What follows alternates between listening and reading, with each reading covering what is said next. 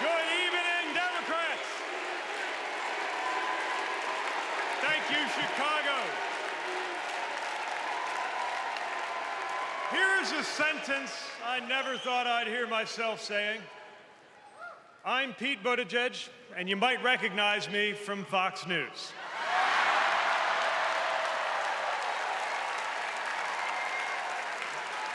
I believe in going anywhere,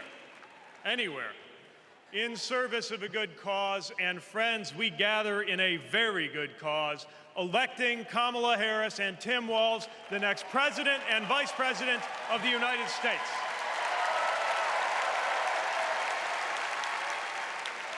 The choice could not be clearer. Donald Trump rants about law and order, as if he wasn't a convicted criminal running against a prosecutor. As if we were going to forget that crime was higher on his watch. Talks about the forgotten man, hoping we'll forget that the only economic promise that he actually kept was to cut taxes for the rich. And don't even get me started on his new running mate.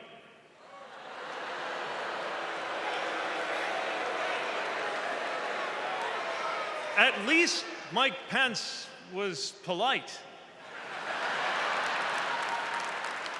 J.D. Vance is one of those guys who thinks if you don't live the life that he has in mind for you, then you don't count.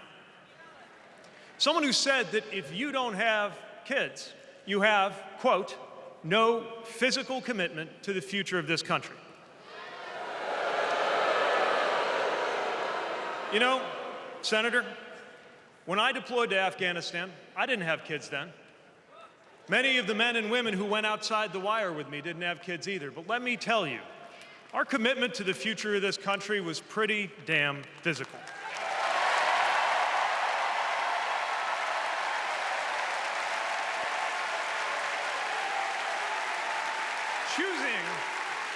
Choosing a guy like J.D. Vance to be America's next vice president sends a message. And the message is that they are doubling down on negativity and grievance. Committing to a concept of campaigning best summed up in one word: darkness. Darkness is what they are selling. The thing is, I just don't believe that America today is in the market for darkness. I believe America is ready for a better kind of politics. Yes, politics at its worst can be ugly, crushing, demeaning, but it doesn't have to be. At its best, politics can be empowering, uplifting. It can even be a kind of soul craft. My faith teaches me that the world isn't made up of good people and bad people, but rather that each of us is capable of good and bad things. And I believe leaders matter because of what they bring out in each of us, the good or the bad. Right now, the other side is appealing to what is smallest within you. They're telling you that greatness comes from going back to the past. They're telling you that anyone different from you is a threat. They're telling you that your neighbor or nephew or daughter who disagrees with you politically isn't just wrong, but is now the enemy. I believe in a better politics, one that finds us at our most decent and open and brave. The kind of politics that Kamala Harris and Tim Walz are offering. And as you have felt these many days, that kind of politics also just feels better to be part of. There is joy in it, as well as power. And if all of that sounds naive, let me insist that I have come to this view not by way of idealism, but by way of experience.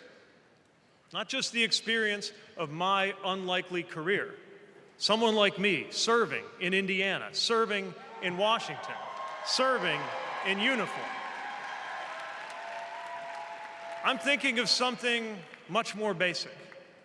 I'm thinking of dinner time at our house in Michigan. when the dog is barking and the air fryer is beeping and the mac and cheese is boiling over, and it feels like all the political negotiating experience in the world is not enough for me to get our 3-year-old son and our 3-year-old daughter to just wash their hands and sit at the table.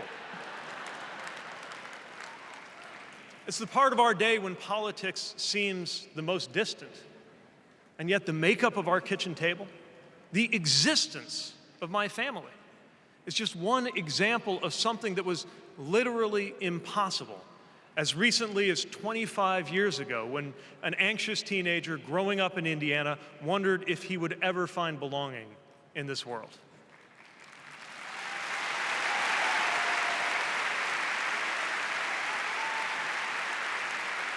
This kind of life went from impossible to possible, from possible to real, from real to almost ordinary in less than half a lifetime. But that didn't just happen. It was brought about through idealism and courage, through organizing and persuasion and storytelling, and yes, through politics, the right kind of politics. The kind of politics that can make an impossible dream into an everyday reality. I don't presume to know what it's like in your kitchen, but I know, as sure as I am standing here, that everything in it, the bills you pay at that table, the shape of the family that sits there, the fears and the dreams that you talk about late into the night there, all of it compels us to demand more from our politics than a rerun of some TV wrestling death match. So this November, we get to choose. We get to choose our president. We get to choose our policies, but most of all, we will choose a better politics.